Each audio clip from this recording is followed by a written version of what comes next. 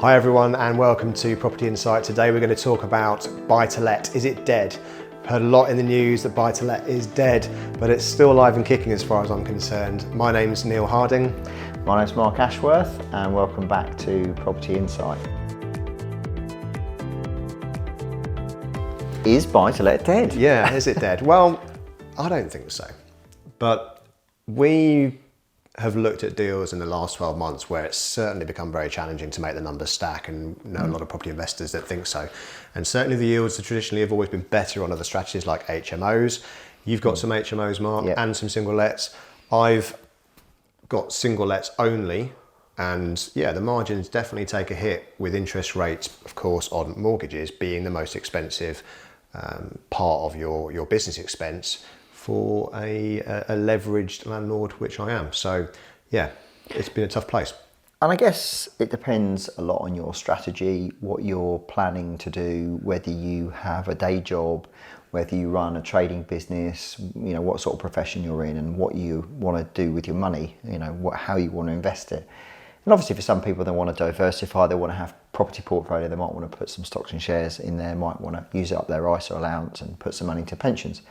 Some people, I'm a big fan of property, and so I tend to put most of my stuff back into property, and I have been doing so for some time. So I suppose the question is, would I start again now if I didn't have a portfolio? That's sort of a relatively reasonable question. Well, interestingly, when the very first property that let's say, I didn't buy it as such because it was my own already, but I remortgaged it on a buy-to-let and kept it.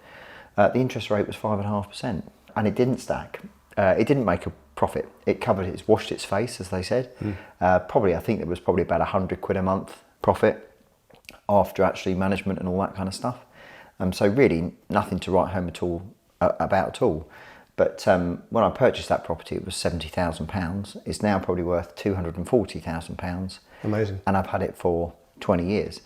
So, you know, with time, property's a long-term investment. So I think buy-to-let certainly will never be dead, in my opinion. I think it would always be a great investment. And obviously, you know, you have to have a strategy in place to, let's say, how you want that portfolio to look over a period of time. So are you going to spend time not necessarily paying down the debt, but are you not going to re-leverage and refinance on those properties forever and a day? Will you do it a little bit to start with and then let it ride out? Will you just try and get all of your money back out of that one particular deal when the values increase and then leave it there? Or, you know, it's always advisable never to over leverage on your stuff.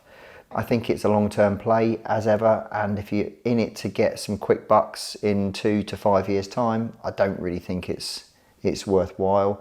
You might be wanting to look at different strategies there, maybe development or flips, but at the moment obviously the market's not necessarily a seller's market. It's a really good point about long-term investing and also, the capital appreciation. I mean, how often do we see that when commentators analyse the numbers on property returns, they look at the rental yield and look at, well, you might make 3%, you might make 6%, do you get a better return on the stock market? Completely ignoring the whole capital appreciation element. Or you compare it to, well, you can have your cash sat in the bank, and which is about as passive as it gets to earn interest on your money. And if you can get 4.5% right now on an instant access savings account, which you can, then why not do that? You know, if you can't get much better in property. But of course, it completely ignores the fact that you own an asset that goes up in value long term, I think, pretty much forever, as much as you can say that.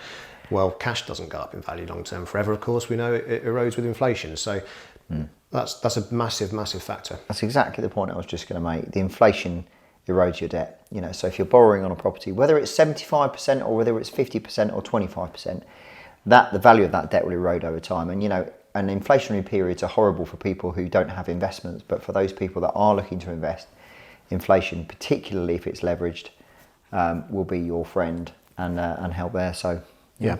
So to answer the question, is buy-to-let dead? So we've got some numbers here that we've run. Here's one we made earlier. I would do this deal, actually. That's quite good.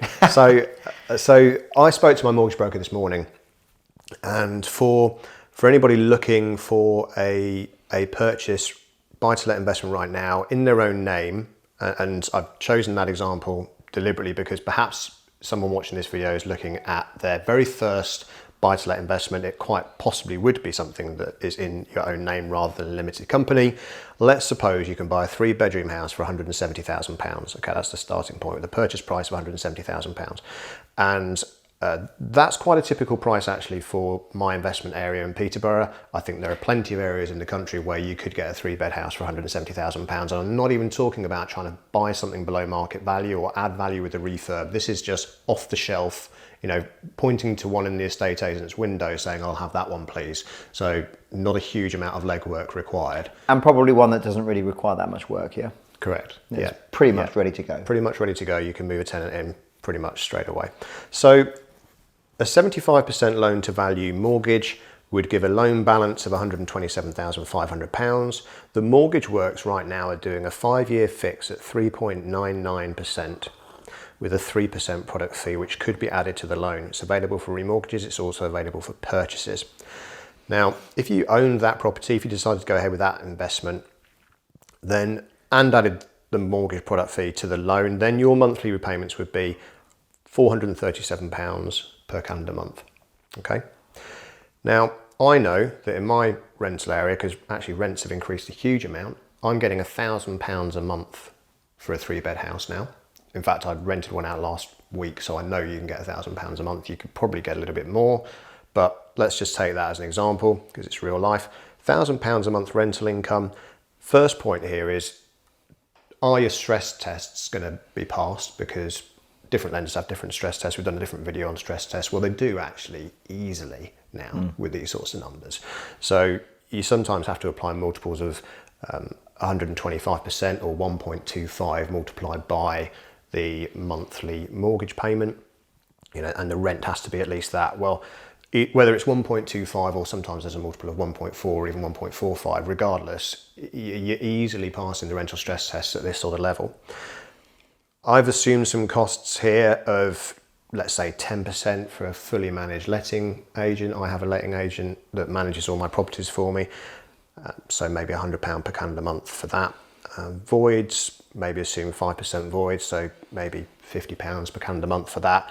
I've put in £75 a month for repairs and maintenance. You'll have your own ideas as to what you think is reasonable for that. It's an estimate, could be more, could be less.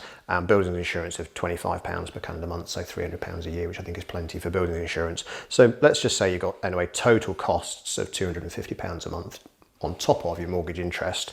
So your net profit there would be £313 per calendar month. Now, we're not going to get into section 24 and the tax impact of that, because that's for each individual's personal circumstances, and we've done separate recordings on how all of that works. But point is, £313 before tax a month on your investment of the money that you've put down, 25% deposit, plus you'll have paid for stamp duty, legal fees, and so on.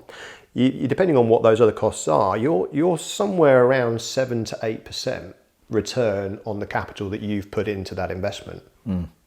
Significantly more than the 4-something% you can get with cash held in the bank.